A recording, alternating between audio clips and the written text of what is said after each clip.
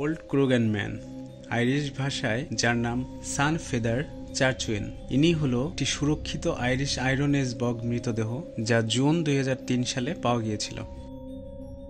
দেহ অবশেষের নামকরণ করা হয়েছে ক্রোগান হিল, উত্তরের ডাইনজিয়ান কাউন্টি অফালির, যেখানে মৃতদেহ পাওয়া গিয়েছিল। ডাবলিনের আয়ারল্যান্ডের জাতীয় জাদুঘরে এই সন্ধানটি প্রদর্শন করা হয়েছিল। ওল্ড ক্রোগান ম্যানকে কাউন্টি ম্যাতে একই রকম একটি সন্ধানের 3 মাস পর পাওয়া যায়, যাকে ক্লোনিকা ভ্যান ম্যান বলে। আয়ারল্যান্ডের জাদুঘরে ওল্ড ক্রোগান ম্যানকে তার জীবন সম্পাদনা করতে গেলে দেখা যায় লোকটির উচ্চতা ছিল 6 ফুট 6 ইঞ্চি লম্বায়। এর মধ্যে যা বিশেষভাবে লম্বা বলে বিবেচিত হয় যে সময়কাল তখন তিনি বেঁচে ছিলেন। লোকটির দৃশ্যত ম্যানিকিউর নখের কারণে অনুমান করা হয়েছিল যে তিনি এমন কেউ নন যিনি কায়িক শ্রমে নিযুক্ত ছিলেন এবং সম্ভবত তাই উচ্চ মর্যাদার অধিকারী। তার শেষ খাবার তার পেটের বিষয়বস্তু থেকে বিশ্লেষণ করে জানা যায় গম এবং বাটার মিল্ক ছিল বলে বিশ্বাস করা হয়েছিল। যাই হোক, মৃত্যুর আগে অন্তত 4-5 মাস তিনি মাংস সমৃদ্ধ খাবার খেয়েছিলেন বলে দেখানো হয়েছে।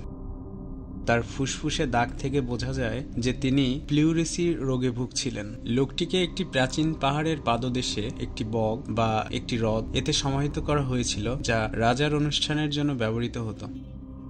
একটি 2014 ডকুমেন্টারি পরামর্শ দিয়েছেন যে তিনি একজন রাজা বা রাজপুত্র ছিলেন যিনি খারাপ আবহাওয়া বা ফসলের কারণে ডরুর দ্বারা বলিদান হয়েছিলেন। এই প্রাচীন উপজাতিদের হয়তো বিশ্বাস ছিল যে এটি রাজার ব্যর্থতার কারণে হয়েছিল এবং তিনিই এর জন্য দায়ী ছিলেন। ওল্ড ক্রোগান ম্যান 362 খ্রিস্টপূর্ব থেকে 175 খ্রিস্টপূর্বের মধ্যে মারা গিয়েছিলেন বলে মনে করা হয়, যার ফলে মৃতদেহটি 2000-এরও বেশি পুরানো হয়েছিল। প্রমাণ ইঙ্গিত করে যে লোকটির বয়স 20-এর কোঠায় তখন তাকে হত্যা করা হয়েছিল। তার বাম হাতের চারপাশে একটি প্রলেপযুক্ত চামড়ার ব্যান্ড ছাড়া তিনি নগ্ন ছিলেন। এটি সম্ভবত উচ্চ মর্যাদা নির্দেশ করে। বুকে ছুরিকাঘাতে ওই ব্যক্তির মৃত্যু হয়েছিল বলে ধারণা করা হচ্ছে। তার শিরচ্ছেদ করা হয়েছিল এবং তার দেহ থেকে অর্ধেক কেটে ফেলা হয়েছিল। এছাড়াও তার একটি বাহুতে আঘাত রয়েছে। সম্ভাব্য প্রমাণ যে তিনি নিজেকে রক্ষা করার চেষ্টা করেছিলেন। এই ধরনের ক্ষত ক্যাসেলম্যানকে দেখা গেছে, যাকে 2011 সালে পাওয়া গিয়েছিল আয়ারল্যান্ডেই।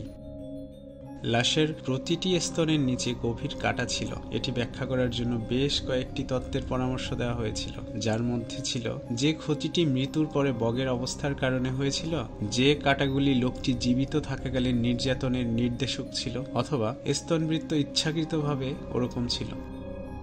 আয়ারল্যান্ডের ন্যাশনাল মিউজিয়ামের ইমন কলির দ্বারা উত্থাপিত পরবর্তী তত্ত্বটির পরামর্শ দেয় যে এই অঙ্গচ্ছেদটি ছিল একজন প্রখ্যাত শাসক হিসাবে চিহ্নিত করার জন্য একটি প্রতীকী অঙ্গভঙ্গি শুধু। অন্যান্য তত্ত্বগুলো থেকে জানা যায় যে ওল্ড ক্রোগান ম্যান এবং অন্যান্য বগ দেহগুলি উর্বরতা বা ফসলের দেবতাদের উদ্দেশ্যে বলিদান করা হয়েছিল এবং সিরিয়াল এবং বাটার মিল্কের ভালো ফলন নিশ্চিত করার জন্য হত্যা করে তাদেরকে কবর দেওয়া হয়েছিল।